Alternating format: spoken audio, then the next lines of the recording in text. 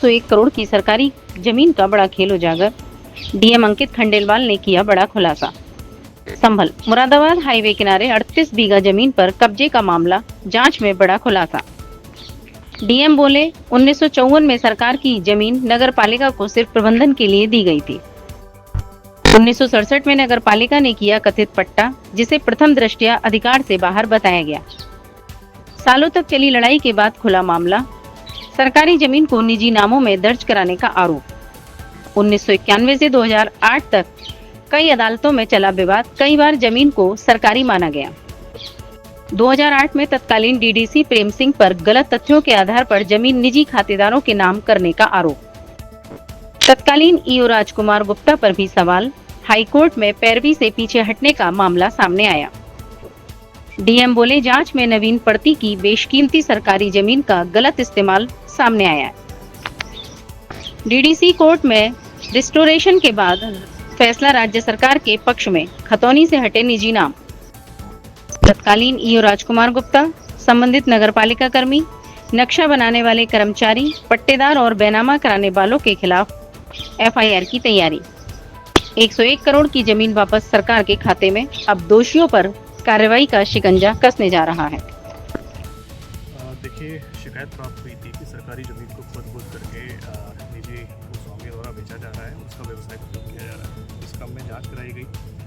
जांच के दौरान ये तथ्य प्रकाश में आया कि संभल मुरादाबाद हाईवे के जस्ट किनारे एक सरकारी जमीन है, लगभग 38 बीघे के 4 नंबर हैं जो एक के साथ जुड़े हुए हैं।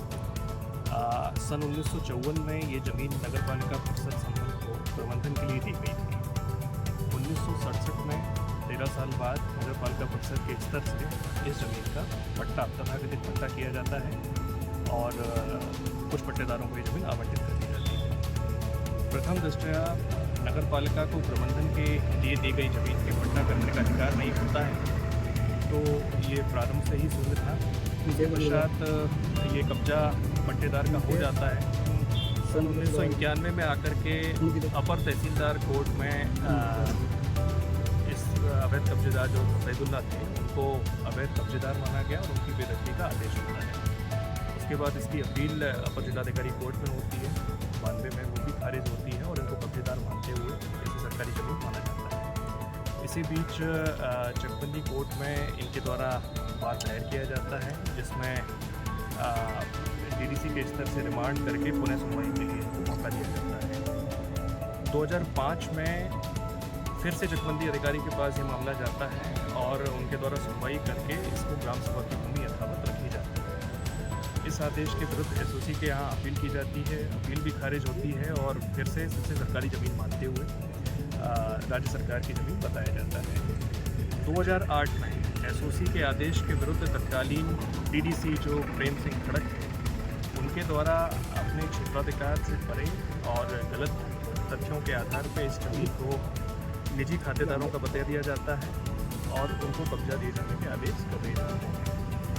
इस आदेश के विरुद्ध नगर पालिका प्रबंधन के द्वारा एक अपील हाईकोर्ट में आयोजित करने का प्रयास किया जाता है। अपील दाखिल भी हो जाती है, किंतु आश्चर्यजनक ढंग से 2013 में तत्कालीन ईओ राजकुमार गुप्ता, इनके द्वारा हाईकोर्ट में withdraw application, not press application file की जाती है कि उपरोक्त प्रकरण में नगर पालिका पैरवी करने का इच्छुक नहीं है। ये मामला फिर धीरे धीरे बढ़ता हुआ आता है, कई बार कई स्तरों पे इसमें जांच होती है। अभी जब हाल में ही हम लोग के संज्ञान में ये मामला आया, इसमें पूरा 1954 से लेकर के अब तक छानबीन कराई गई और ये पाया गया कि ये नवीन प्रति की ज़मीन है, बेशकीमती ज़मीन है, जिसका अलग अलग समय पे गलत लोगों के द्वारा अपने अपने व्यावसायिक प्रयोग के लिए उपयोग किया गया। नाम दर्ज कराने का भी प्रयास किया गया। तत्काल उसमें संज्ञान लेते हुए एक टीम का गठन किया गया, जिसमें डीडीसी कोर्ट से चूँकि इनको खातेदार दर्ज किया गया था, तो डीडीसी कोर्ट में पुनर्स्थापना रिस्टोरेशन एप्लीकेशन डलवाई गई। रिस्टोरेशन एप्लीकेशन डलवाने के साथ साथ ये सुनिश्चित किया गया कि प्रत्येक दिन इस केस की सुनवाई हो।